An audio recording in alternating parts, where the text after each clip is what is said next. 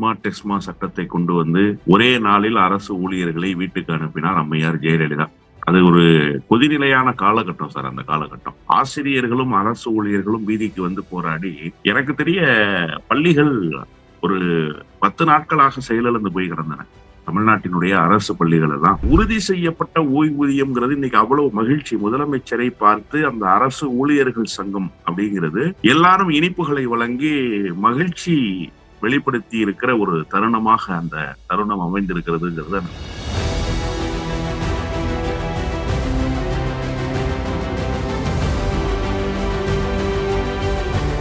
அரசு ஊழியர்களுக்கு நீங்கள் ஓய்வூதியத்தை செயல்படுத்தணும் அப்படின்னு சொன்னா, அதுவும் பழைய நடைமுறையிலேயே செயல்படுத்தணும்னு சொன்னா, எவ்வளவு இழப்புகள் ஏற்படுகிறதோ அந்த இழப்புகளை சரி செய்வதற்கு ஏதாவது ரெவென்யூ இருக்கா மாநிலத்திற்கு? 25 லட்சத்துக்கு மிகாமல் அவர்களினுடைய அந்த காப்பு தொகைன்னு சொல்லப்படுகிற அந்த ஃபைனல் செட்டில்மெண்ட்ல கிடைக்கும். ஒருவேளை அது விபத்திலோ அல்லது வேற ஏதாவது காரணங்களாலோ இறக்க நேரிட்டாலும் அது கிடைக்கும்ங்கிற ஒரு அறிவிப்பை இன்னைக்கு முதலமைச்சர் வெளியிட்டிருக்காரு. இது ஒரு மகத்தான அறிவிப்பு. கடைசியாக ஈட்டப்பட்ட ஊதியத்திலிருந்து 50% ஓய்வூதியமாக கொடுப்போம் அப்படின்னு சொல்லிட்டாரு. அப்போ 1 லட்சம் ரூபாய் நீங்க கடைசி உங்களோட சம்பளம் நீங்க மார்ச்ல ரிட்டையர் ஆகுறீங்கன்னா, பிப்ரவரி மாசம் நீங்க 1 லட்சம் ரூபாய் வாங்கிருந்தீங்கன்னா உங்களோட பென்ஷன் 50,000 ரூபாய். 50,000 ரூபாய் பென்ஷன் கிடைக்குது. இதோட நிறுத்திடல முதலமைச்சர். இன்னைக்கு அரசு ஊழியர்களுடைய மகிழ்ச்சிக்கு காரணமே இதுவாகத்தான் இருக்கும்னு நான் புரிஞ்சுக்கிட்டேன். அவ்வளவு மகிழ்ச்சியை இன்னைக்கு தலைமைச் செயலகத்துல முதலமைச்சரை சந்தித்து வெளிப்படுத்தினார்கள். பார்ப்பதற்கே ரொம்ப சந்தோஷமா இருந்துச்சு. இப்போ வரக்கூடிய பட்ஜெட்ல இதுக்கு நிதி ஒதுக்க வேண்டிய அவசியமே இல்லை சார். அடுத்த பட்ஜெட் தான். ஏன்னா இப்ப போட போறது இடைக்கால பட்ஜெட் தான். தேர்தல் வரைக்கும் தான். தேர்தல் முடிந்த பிறகுதான் புதிய பட்ஜெட். இப்போ இது 2.0 தொடர்ச்சியில் தான் இதனுடைய பிரச்சனைகளை அரசு அணுக வேண்டுமே தவிர, இப்போது அணுக வேண்டிய எந்த விதமான சிக்கலும் அரசுக்கு இல்லை. எனவே அரசு நாடகமாடுகிறது என்று சொல்லுகிற செய்தி உண்மையிலேயே அரசு ஊழியர்களை கொச்சைப்படுத்துகிற செய்தி.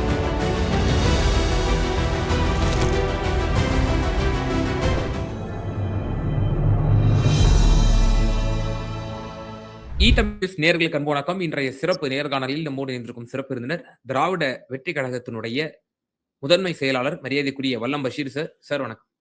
வணக்கம் சார். பழைய ஓய்வூதிய திட்டம் இது சம்பந்தமான கோரிக்கைகள் தொடர்ந்து அரசு ஊழியர்கள் மத்தியிலும் ஆசிரியர்கள் மத்தியிலும் தொடர்ந்து முன்வைக்கப்படும். கிட்டத்தட்ட கால் நூற்றாண்டு 2003ஆம் ஆண்டு அம்மையார் ஜெயலலிதா அவர்கள் அரசு ஊழியர்களை எப்படியெல்லாம் சித்திரவதை செய்து, எப்படியெல்லாம் அவர்களுடைய உரிமையை பறித்து ஒரு மிகப்பெரிய ஒரு போராட்ட களமாகவே ஆனது. நீங்கள் அந்த காலத்தில் நிச்சயமாக அரசியலை நீங்கள் உற்று நோக்கி கவனித்துக் கொண்டிருப்பவர் என்ற அடிப்படையில் அது உங்களுக்கும் தெரிந்திருக்கக்கூடிய வாய்ப்புகள் நிச்சயம். இப்பொழுது மாண்பு முதலமைச்சர் அவர்கள் அந்த பழைய ஓய்வூதிய திட்டத்தினுடைய அந்த கோரிக்கையின் அடிப்படையில் ஒரு புதிய ஒரு ஓய்வூதிய திட்டத்தை அறிவித்திருக்கிறார். இதனுடைய அம்சங்கள் என்னென்ன சார்? நீங்கள் ரொம்ப அழகா ஒரு செய்தியை கோடிட்டு காட்டினீங்க. பழைய நினைவுகளை ஸ்மார்ட் டெஸ்மா சட்டத்தை கொண்டு வந்து ஒரே நாளில் அரசு ஊழியர்களை வீட்டுக்கு அனுப்பினார் அம்மையார் ஜெயலலிதா. அது ஒரு கொதிநிலையான காலகட்டம் சார். அந்த காலகட்டம் ஆசிரியர்களும் அரசு ஊழியர்களும் வீதிக்கு வந்து போராடி, எனக்கு தெரிய பள்ளிகள் ஒரு 10 நாட்களாக செயலிழந்து போய் கிடந்தன. தமிழ்நாட்டினுடைய அரசு பள்ளிகள் எல்லாம் 10 நாட்கள் எந்த விதமான வகுப்பறைகளுக்குள்ளும் ஆசிரியர்கள் வருவதில்லை. எல்லோரும் முழுமையான போராட்டத்திலே பங்கேற்கிறார்கள்னு சொல்லி, அதுல சில பேர் அந்த அம்மா கையில எடுத்து அன்னைக்கு நீங்க போய் பாடம் எடுங்கன்னு சொல்லி அனுப்பிச்ச கதையெல்லாம் உண்டு. எப்பவுமே இந்த ஓட்டுநர்கள் வேலை நிறுத்தம், நடத்துனர்கள் வேலை நிறுத்தத்துல ஈடுபட்டா டெம்பரவரியா கொண்டு வந்து இந்த லோட் ஆட்டோ ஓட்டிட்டு இருக்கிற ஆளெல்லாம் போட்டு அரசு பஸ்ஸை இயக்கும். அது பெரிய பிரச்சனைகள் ஆகும். அந்த மாதிரி டெம்பரவரி ஆசிரியர்களை கொண்டு வந்து, தற்காலிக ஆசிரியர்களை கொண்டு வந்து பணியமர்த்துற வேலையெல்லாம் நம்ம ஈடுபட்டு ஒரே நாளில் அரசு ஊழியர்கள் பணி இழந்தார்கள் என்பது எவ்வளவு பெரிய வேதனையான செய்தி. அதையெல்லாம் செஞ்சாங்க. அந்த எஸ்மா டெஸ்மாங்கிற சட்டமே அப்பதான் தமிழ்நாட்டுக்கு இவ்வளவு பெரிய கொடூரமான சட்டமா இந்த சட்டம்ங்கிற ஒரு தாக்கத்தை ஏற்படுத்திய காலகட்டம். நீங்க இப்ப இந்த உறுதி செய்யப்பட்ட ஓய்வூதியம்ங்கிறது இன்னைக்கு அவ்வளவு மகிழ்ச்சி. முதலமைச்சரை பார்த்து அந்த அரசு ஊழியர்கள் சங்கம் அப்படிங்கிறது எல்லாரும் இனிப்புகளை வழங்கி மகிழ்ச்சி வெளிப்படுத்தி இருக்கிற ஒரு தருணமாக அந்த தருணம் அமைந்திருக்கிறதுங்கிறத நம்ம பார்க்கிறோம். இப்ப இதுல என்ன அப்படின்னு கேட்டீங்கன்னா, 2 முக்கிய அம்சங்கள் இதுல இருக்கு. நீங்களே குறிப்பிட்டது போல ஒவ்வொரு முறையும் எல்லா தேர்தல் காலங்களிலும் பட்ஜெட் அப்படின்னு ஒண்ணு போட போறோம். நாங்க அந்த பட்ஜெட்ல சிறப்பு இத வந்து ஒதுக்குவோம். நிதிய வந்து ஒதுக்குவோம். அப்படிங்கிற உத்தரவாதத்த தேர்தல் அறிக்கையில குடுப்பாங்க. ஆனா, அது செயல்பாட்டுக்கு வருவதுல மிகப்பெரிய சிக்கல்கள் இருக்கு அப்படிங்கிறது நடைமுறையிலேயே மிகப்பெரிய பிரச்சனை. நான் குறிப்பா முன்னாள் பள்ளிக் கல்வித்துறை அமைச்சராக இருந்த அண்ணன் செங்கோட்டையன் அவர்களிடத்துல ஒரு முறை எதார்த்தமாக பேசிக் கொண்டிருக்கிறப்ப அவர் சொன்னாரு, "அரசுக்கு நிதி நெருக்கடி செயல்படுத்த முடியாதுன்றதெல்லாம் ஒண்ணும் இல்ல. இதற்கு செயல்படுத்துறதுக்கான வரைவு திட்டங்கள் எல்லாம் அரசுகிட்ட இருக்கு." அப்படின்னு ஒரு 6, 7 ஆண்டுகளுக்கு முன்பு என்னிடத்துல தனிப்பட்ட முறையில் பேசுகிற போது சொன்னார். இப்ப அதே நெருக்கடி இன்னமும் தொடர்கிறது. நீங்க ஒன்றிய அரசினுடைய நிதி பகிர்வு இருக்கு இல்லையா? அந்த நிதி பகிர்வை மூலதனமாக கொண்டுதான் மாநில அரசுகளினுடைய நலத்திட்டங்களும், அதே போன்று இந்த மாதிரி ஓய்வூதியங்கள் போன்ற இதர பெனிஃபிட்ஸும், இந்த எக்ஸ்ட்ரா பெனிஃபிட்ஸ்ன்னு ஆங்கிலத்துல இத சொல்லுவாங்க. அப்ப இந்த பெனிஃபிட்ஸ் எல்லாம் கிடைக்கிறது ஒன்றிய அரசினுடைய நிதியிலிருந்து தான். ஆனா ஒன்றிய அரசு எப்படிப்பட்ட நிதியை தமிழ்நாட்டுக்கு ஒதுக்குகிறதுங்கிறது நமக்கு நல்லாவே தெரியும். இப்ப அரசு வந்து இன்றைக்கு அறிவிப்புல சொல்லியிருக்கிறது 13,000 கோடியிலிருந்து 15,000 கோடி ரூபாய் வரைக்கும் இழப்பு ஏற்படுது.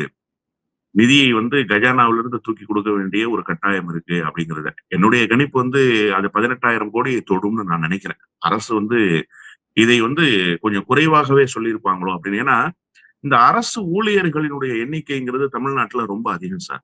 ரொம்ப அதிகம்ன்றத தாண்டி, இது என்ன அப்படின்னு பார்த்தீங்கன்னா, அரசு ஊழியர்களுக்கு நீங்கள் வந்து ஓய்வூதியத்தை செயல்படுத்தணும் அப்படின்னு சொன்னா, அதுவும் பழைய நடைமுறையிலேயே செயல்படுத்தணும்னு சொன்னா, எவ்வளவு இழப்புகள் ஏற்படுகிறதோ, அந்த இழப்புகளை சரி செய்வதற்கு ஏதாவது ரெவென்யூ இருக்கா மாநிலத்துக்கிட்ட? இல்ல ஒரு மாநில அரசு அந்த ரெவென்யூவ வேற வகையில ஏதாவது ஜெனரேட் பண்ணிற முடியுமா அப்படின்னு பார்த்தா, கண்ணு கெட்டுன தூரம் வரைக்கும் எந்த ரெவென்யூவும் ஜெனரேட் பண்ண முடியாத நிலையில தான் இங்க இருக்கக்கூடிய நிதி வருவாய் இருக்கு. ஏற்கனவே நீங்க வந்து சில வரிகள வசூல் பண்றீங்க. அதன் பிறகு ஒரு டிபார்ட்மெண்ட்ல வரக்கூடிய இன்கம்ன்றது பார்த்தீங்க அப்படின்னு சொன்னா ரொம்ப சொற்பம் தான்.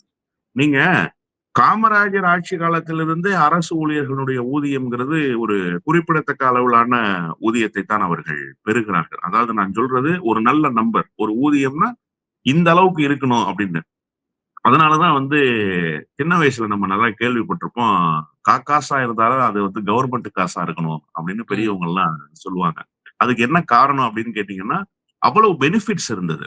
இப்ப கடைசியாக 2002ல அந்த பெனிஃபிட்ஸ மாத்தும்போது, அது இங்க மட்டும் இல்ல. ஒட்டுமொத்த இந்தியா முழுமைக்கும் அது ஒரு மிகப்பெரிய மாற்றத்த பின்னால உருவாக்குச்சு.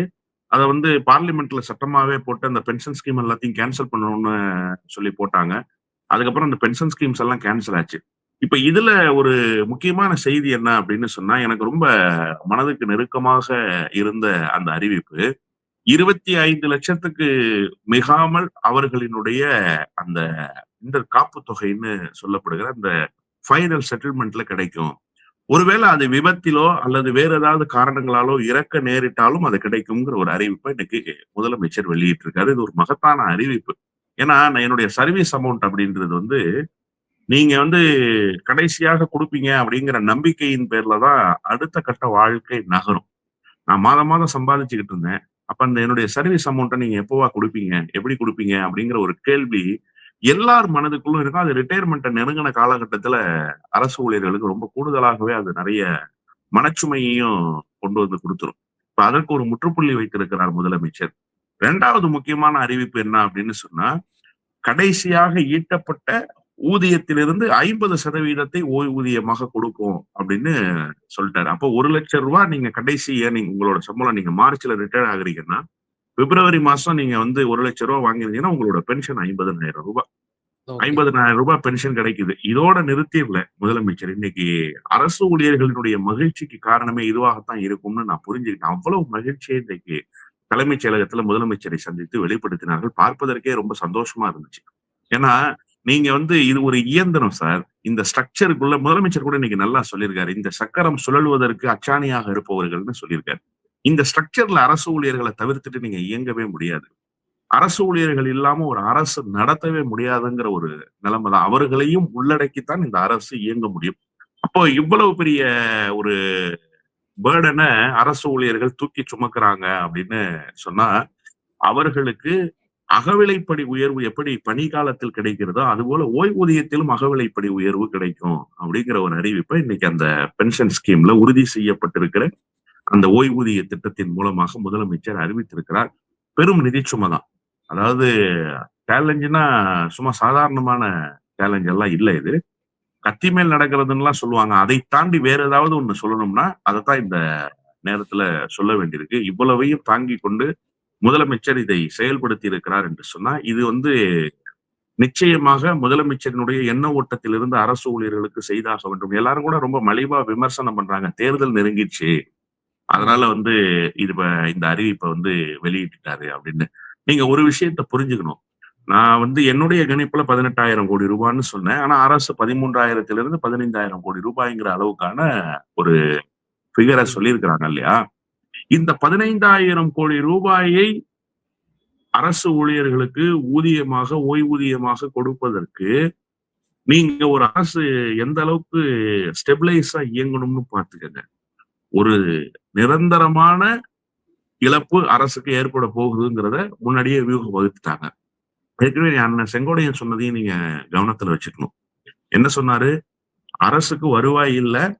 இது வந்து செயல்படுத்துறதுக்கான திட்டங்கள் இருந்தாலும், பொருளாதார சிக்கல்கள் இருக்கிறதுனால செயல்படுத்த முடியலன்னு சொன்னாரு. இப்போ ஏன் இவ்வளவு ஏன் இவ்வளவு நாட்கள எடுத்துக்கிட்டாரு முதலமைச்சர் அப்படின்னா, 4 ஆண்டு காலம் இந்த பொருளாதாரத்தை சீர் செய்திருக்கிறாரு. இந்த பொருளாதாரம்ங்கிறது ரொம்ப பின்தங்கிய நிலையில சிதிலம் அடைஞ்சு, சீர்கேடு அடைஞ்சு போய் இருந்தது தமிழ்நாடு அரசினுடைய பொருளாதாரம். அப்ப இத மெல்ல மெல்ல செம்மைப்படுத்தி, இதை செம்மைப்படுத்தி இதுக்கப்புறம் வந்து நாம வந்து இந்த ஸ்கீம்ஸ் எல்லாம் அறிவிக்க முடியும்ன்ற ஒரு நம்பிக்கை இந்த பொருளாதார பின்னணியிலிருந்து பிறந்ததால் தான் கடன் அதிகரிச்சிருக்குன்னு சொல்லுவாங்க. கடன் வாங்காத அரசு எந்த அரசு சார்? எல்லா அரசும் தான் ம். கடன் கடன் வாங்கி மக்களுக்கு தானே பயன்பட்டு இருக்கு. வீட்டுக்கு ஒண்ணும் போயிரலையே. கொடநாட்டுல போய் பங்களா கட்டிக்கலையே. வீடுகளுக்கு கொண்டு போய் அமைச்சர்களுடைய வீடுகள்ல கொண்டு போய் மூட்டை மூட்டையா வச்சுக்கலையே. செயல் திட்டங்களாகத்தானே போயிருக்கு. அப்போ ம். நீங்க வந்து 4 1/2 ஆண்டு காலம் இந்த அரசு பொருளாதாரத்தை சீர்படுத்துவதற்கு எடுத்துக்கொண்ட நேரம். இப்போது அந்த நிலைமை கொஞ்சம் சீரடைந்திருக்கிறதற்கு பிறகு, ஒரு நம்பிக்கை ஒளிக்கீற்று பிறந்த காரணத்தால் முதலமைச்சர் இத்தகைய அறிவிப்பை வெளியிட்டிருக்கிறார் என்றுதான் நான் புரிந்து கொள்கிறேன். இப்ப கூட தவறான புரிதலோட சொல்றாங்க. இப்ப வரக்கூடிய பட்ஜெட்ல இதுக்கு எப்படி நிதி ஒதுக்க போறாங்க? இப்ப வரக்கூடிய பட்ஜெட்ல இதுக்கு நிதி ஒதுக்க வேண்டிய அவசியமே இல்ல சார். அடுத்த பட்ஜெட் தான். ஏன்னா இப்ப போட போறது இடைக்கால பட்ஜெட் தான். ஆமா. தேர்தல் வரைக்கும் தான். தேர்தல் முடிந்த பிறகு தான் புதிய பட்ஜெட். இப்போ இது வந்து 2.0 தொடர்ச்சியில் தான் இதனுடைய பிரச்சனைகளை அரசு அணுக வேண்டுமே தவிர, இப்போது அணுக வேண்டிய எந்த விதமான சிக்கலும் அரசுக்கு இல்லை. எனவே அரசு நாடகம் ஆடுகிறது என்று சொல்லுகிற செய்தி, உண்மையிலேயே அரசு ஊழியர்களை கொச்சைப்படுத்துகிற செய்தி. நீங்க வன்னியர்களுக்கு 10.5% இடஒதுக்கீட்டை கடைசியாக கையெழுத்தில் போட்டுவிட்டு போனார் எடப்பாடி பழனிசாமி. அது செயல்பாட்டுக்கு வரவே வராதுன்னு தெரியும். ஆனாலும் வன்னிய மக்களை ஏமாற்றி பாட்டாளி மக்கள் கட்சியும், அதிமுகவும் வாக்கு அறுவடை செய்வதற்கு அதை பயன்படுத்திக் கொண்டார்கள். அரசு ஊழியர்கள் ஒன்றும் அப்படிப்பட்டவர்கள் அல்ல. அரசு ஊழியர்கள் ஒன்றும் தெரியாதவர்கள் அல்ல. இன்றைக்கு வந்து தலைமைச் செயலகத்தில் அவ்வளவு பேர் வர்றாங்கன்னா, அரசு ஊழியர்களுக்குள்ள சங்கம் இருக்கு சார். ஜாக்டோ ஜியோ போன்ற அமைப்புகள் எல்லாம் இருக்கின்றன. அவைகளுக்குள் அரசியல் இருக்கின்றது. அதில் ஒன்றும் மாறுபட்ட கருத்து இல்ல. அதிமுக ஆதரவு இருக்கு, திமுக ஆதரவு, காங்கிரஸ் ஆதரவு என்று இருக்கிறார்கள். ஆனால் கோரிக்கைகளை வைத்து வலிமையாக போராட்டங்களை முன்னெடுக்கிற போது அவர்கள் அரசு ஊழியர்களாகத்தான் நின்றிருக்கிறார். இப்ப கூட 6ஆம் தேதி போராட்டத்தை அறிவிச்சிருந்தாங்க. அந்த போராட்டத்தை கைவிட்டு இருக்கிறார்கள். ஆமா. ஏன்னா இன்னைக்கு அறிவிப்பு வெளியாகி விட்டது. தொடர்ச்சியாக பல கட்டங்களில் போராடி இருக்கிறார்கள். அவர்களெல்லாம் இன்றைக்கு வந்து முதலமைச்சரை பாராட்டி முதலமைச்சரிடத்திலே மகிழ்ச்சியை வெளிப்படுத்துகிறார்கள் என்று சொன்னால், நம்ம ஏமாற்றப்பட்டிருக்கிறோம் என்கிற செய்தி கூட தெரியாமல் வந்திருப்பார்கள். அரசு ஊழியர்கள் அவ்வளவு அப்பாவிகளா? அவ்வளவு ம். அரசியல் தெரியாதவர்களா? இந்த அரசு இயந்திரத்தை தூக்கிச் செல்கிற கருவிகள் அவர்கள். ம். ம். அதனாலதான் ம். முதலமைச்சர் சொன்னாரு அச்சான் எண்ணி. எனவே ஏமாற்றுகிற வேலை முதலமைச்சரிடத்திலும் இல்லை, இந்த அரசிடத்திலும் இல்லை. ஒரு மகத்தான திட்டத்தை, ஒரு நம்பிக்கையை மீண்டும் துளிர்க்கச் செய்திருக்கிறார் முதலமைச்சர் என்றுதான் நான் பார்க்கிறேன். இறுதியா எனக்கு இந்த விவகாரத்துல 2 கேள்வி இருக்கு சார். 1 தேர்தல் சமயத்தில் இது எப்படி இம்பாக்ட் ஆகும்? ஏன்னா அரசு ஊழியர்கள் தான் வந்து தேர்தல் பணியில ஈடுபட போறாங்க. அவங்களுடைய பங்களிப்பு இருக்கு. ஸோ இது ஒரு கூடுதல் உத்வேகம் தரக்கூடும். இதனால் திராவிட முன்னேற்றக் கழகத்திற்கு ஒரு மிகப்பெரிய ஒரு பிளஸ் பாயிண்டாக அமையும். நீங்கள் சொன்னீர்கள், அது அரசியலாக பார்க்கக்கூடாது. அவர்களுடைய நீண்ட நாள் கோரிக்கை என்றெல்லாம் கூறினாலும், அவர்கள் இந்த அறிவிப்புடன் கூடிய ஒரு பணிகள் அவர்கள் அடுத்தபடியாக தேர்தலில் ஈடுபடும் பொழுது ஏனென்றால், இதே ஜாக்டோ ஜியோ அமைப்பே கூறியது. முதல்வருக்கு இந்த வரக்கூடிய தேர்தல்ல பரிசா அமையும் அப்படின்னு கூட ஜாக்டோ ஜியோ நிர்வாகி ஒருவர் தலைமைச் செயலகம் வாசல்ல பேட்டி குடுத்தாரு. எப்படி இம்பாக்ட் ஏற்படுத்தும்? 2வது பல பொருளாதார வல்லுனர்கள், இடதுசாரி சிந்தனை கொண்டவர்கள் என்ன சொன்னாங்க அப்படின்னா, இந்த மாரியான இந்த பென்ஷன் ஸ்கீம்ஸ் எல்லாம் வந்து மூவிங் ஃபார்வர்ட் வரக்கூடிய காலங்கள்ல நம்ம குறைக்க தான் செய்யணும். பழைய ஓய்வு திட்டங்கிறது வந்து ரொம்ப ஆபத்தான ஒன்று. கடந்த எப்படி ஒரு பட்ஜெட் என்பது கிட்டத்தட்ட 75% வரை அரசு ஊழியர்களுக்கு மட்டுமே ஒதுக்கப்படுகிறது. அ அ அந்த அபாயமும் இருக்கிறது. வரக்கூடிய காலங்கள்ல குறைக்க தான் செய்யும். சலுகை வந்து குறைக்க தான் செய்யணும் அப்படின்ற ஒரு கருத்துப்பட ஆனந்த் ஸ்ரீனிவாசன் போன்ற பலரும் வந்து பொதுவெளியில் கருத்தும் வைக்கிறார்கள். இந்த 2ம் சம்பந்தமாக உங்களுடைய பார்வை. இல்ல முதல்ல ஜாக்டோஜியோ வந்து இதனுடைய பரிசு தேர்தலில் கிடைக்கும் என்று சொன்னது ஒரு வகையில் சரிதான். ஏன்னா, நீங்க வந்து உங்க கையில இருக்கிற ஃபைனல் வெப்பன் எதுன்னு பார்த்தீங்கன்னா, வாக்குச்சீட்டு தான். அது யாராக இருந்தாலும் சரி. உங்களுக்கும் பொருந்தும், எனக்கும் பொருந்தும். ஒரு அரசியல்வாதிக்கு, அரசை ஆளக்கூடியவர்களுக்கு எதை வைத்து நீங்கள் எச்சரிக்கை பண்ணி அடிக்க முடியும்? உங்கள் கையில் இருக்கிற வாக்குச்சீட்டை வைத்து நாளைக்கு நீ என்கிட்ட ஓட்டு கேட்டு வருவல்லன்றதுதான். ஆனா, இப்போ அந்த பரிசு எப்படிப்பட்ட பரிசாக கிடைக்கும்ங்கிறதை அதிலிருந்தே நான் புரிஞ்சுக்கிறேன். நீங்களும் அப்படிதான் அத புரிஞ்சுக்கணும்னு நான் நினைக்கிறேன். என்ன காரணம் அப்படின்னு கேட்டீங்கன்னா, எச்சரிக்கை விடுப்பதற்கு வாக்குச்சீட்டு எப்படி பயன்படுகிறதோ, அதுபோல நன்றிக் கடனை செலுத்துவதற்கும் வாக்குச்சீட்டு பயன்படுகிறது. பொறியியல் கல்லூரி மாணவர்கள நான் ஒரு 20 ஆண்டுகளுக்கு முன்பு சந்திக்கும்போது, இந்த கவுன்சிலிங்க கலைஞர் ரத்து பண்ணியிருந்தார். ரத்து பண்ண உடனே சிங்கிள் விண்டோ சிஸ்டம் ஓப்பன் பண்ணிட்டார். ஒற்றைச் சாளர முறை என்று அதற்கு பெயர். அத ஓப்பன் பண்ண பிறகு அதுல படித்து வந்த மாணவர்கள் என்னோடு நெருக்கமாக இருந்த தொடர்புடையவர்கள் எல்லாம், நான் வந்து திமுகவை எதிர்த்து வாக்கு கேட்டுட்டு இருக்கும்போது, அவங்கலாம் என்ன பண்ணாங்கன்னா, திமுகவுக்கு ஓட்டு போட்டாங்க. ஏன்னா இவ்வளவு ம். சொல்றேன் நீங்க திமுகவுக்கு ஓட்டு போடுறீங்களே அப்படின்னு சொல்லும்போது, இன்ஜினியரிங்க்கு கவுன்சிலிங் போயிருந்தா எங்களோட நிலைமை என்னவா இருந்திருக்கும்? நாங்க இன்ஜினியரிங் படிக்க முடியுமா? அண்ணா யுனிவர்சிட்டியுடைய அண்டர்ல நாங்க வந்து இன்ஜினியரிங் படிக்கிறதுக்கு எங்களுக்கு அந்த சிங்கிள் விண்டோ சிஸ்டம் பயன்பட்டது. அதை ஓப்பன் பண்ண ஒரு கலைஞர் தான் அதுக்கு நன்றி கடனாக நாங்க வாக்கு செலுத்தினோம் அப்படின்னு சொன்னது வந்து, நான் இன்னைக்கும் பசுமரத்தாணி மாரி என்னுடைய இதயத்துல பதிஞ்சிருக்கு. அப்போ நன்றி கடனை செலுத்துவதற்கும் அந்த வாக்கு சீட்டு பயன்படுகிறது என்று சொன்னால், நீங்க சொன்ன அந்த ஜாக்டோ ஜியோ நிர்வாகியினுடைய எச்சரிக்கை இன்றைக்கு நன்றியாக மாறி இருக்கிறது. இந்த வியூகத்தை முதலமைச்சர் வகுத்திருக்கார். இது ஒண்ணும் தப்பில்ல சார். ஜனநாயகத்துல இது ஒரு பண்பு சார். நீங்க வந்து உங்களுக்கான தேவையை அந்த வாக்குச்சீட்டை பயன்படுத்திக் கொண்டு பெறுகிறீர்கள். அவ்வளவுதானே. அவர்களுக்கு ஓட்டு தேவை, உங்களுக்கு சேவை தேவை. இந்த 2ம் ஃபுல்ஃபில் ஆகுதுல்ல. அதனால அதுல ஒண்ணும் தப்பு இல்லன்னு தான் நினைக்கிறேன். 1.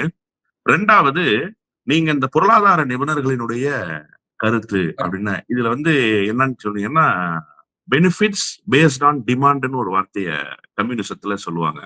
அதாவது பயன்கள், தேவைகள் எதன் அடிப்படையில் பூர்த்தி செய்யப்படும்னா, கோரிக்கையின் அடிப்படையில் பூர்த்தி செய்யப்படும். இப்ப இவ்வளவு பேர் ஒரு அரசு இயந்திரத்தை வழிநடத்தக்கூடியவர்கள் அந்த கோரிக்கையை வைக்கிறாங்க அப்படின்றப்ப, நான் அதுல முழுக்க முழுக்க உடன்படுறேன். என்ன அப்படின்னு கேட்டீங்கன்னா, அரசு ஊழியர்கள் ஊதியம் பெற்றுக்கொண்டு வேலை செய்கிறார்கள். அதன் பிறகு ஓய்வூதியம் என்று ஒன்று வழங்கப்படுவது என்பது ஒரு அரசுக்கு பொருளாதார பின்னடைவை தான் தரும்ங்கிறதுல ஒண்ணும் மாறுபட்ட கருத்து இல்ல. நீங்க வேலை செஞ்சீங்க, சம்பளம் வாங்குனீங்க, உங்களுக்கு சர்வீஸ் கிடைச்சது, முடிஞ்சது. இப்ப நீங்க பென்ஷன்னு வரும்போது, அதுலயும் நீங்க டிமாண்ட் கிரியேட் பண்ணி அந்த பென்ஷன வாங்குறீங்க அப்படின்றப்போ, அது சரியா அப்படின்னு கேட்டா, நிச்சயமா சரியில்லைன்றது என்னுடைய தனிப்பட்ட கருத்து. ஆனா, நான் ஒருவன் மட்டும் இல்லையே ஜனநாயகத்துல. ஜனநாயகம் என்பது பலதரப்பட்ட மக்களை உள்ளடக்கியதாக இருக்கு. அப்போ இதுல ஒரு செக்டார் 99% நிக்கிறாங்க. அதாவது அரசு ஊழியர்கள் 100 விழுக்காடு நீங்க வச்சுக்கிட்டீங்கன்னா, 60,000 பேர்ன்னு மொத்த கணக்கு ஒரு அப்ராக்ஸிமேட் ஃபிகருக்கு வச்சுக்கிட்டீங்கன்னா, 59,500 பேர் ஒற்றை கருத்தோடு இந்த கோரிக்கை நிறைவேறணும்ன்றாங்க. ஜனநாயகத்துக்கு குரலினுடைய வலிமை பெருசு சார். அதான் நான் சொன்னேன். பெனிஃபிட்ஸ் பேஸ்ட் ஆன் டிமாண்ட்ன்னு சொல்லுவாங்க இல்லையா? அப்ப டிமாண்ட் பெருசு. அப்போ ம். நீங்க டிமாண்டின் அடிப்படையில தான் முடிவுகள் எடுக்க முடியுமே தவிர, இங்க பொருளாதாரத்தின் அடிப்படையில், ஆய்வுகளின் அடிப்படையில், தரவுகளின் அடிப்படையில் முடிவு எடுக்க முடியாது. அதுக்கு முன்பு இவையெல்லாம் மண்டியிட்டு விடும். இப்ப மக்கள் திரள், கோரிக்கை வைக்கக்கூடிய வலிமை, எல்லோரும் வைக்கிறார்களா என்கிற அந்த புரிதல் இருக்குல்ல. இதுல ஒரு 10,000 பேர் தான் சார் வச்சாங்க. மீதி இருக்கிற 50,000 பேர் வைக்கலன்னா, இந்த 50,000 பேரை வைத்துக்கொண்டு அந்த 10,000 பேருடைய கோரிக்கையை முனைமழுங்க செய்ய முடியும். வைத்திருக்கிற கோரிக்கை 99 விழுக்காடு அரசு ஊழியர்களுடைய கோரிக்கை. ஜனநாயகத்தில் செவி சாய்ப்பதுதான் சரியாக இருக்கும். எனவே முதலமைச்சர் ஜனநாயக மாண்பு கொண்டு செவி சாய்த்திருக்கிறார் என்பதுதான் எதார்த்தமான உண்மை. அப்படித்தான் நானும் புரிந்து கொள்கிறேன். நிச்சயமா சார். ரொம்ப நன்றி உங்களோட நேரத்த பகிர்ந்தமைக்கு. நன்றி.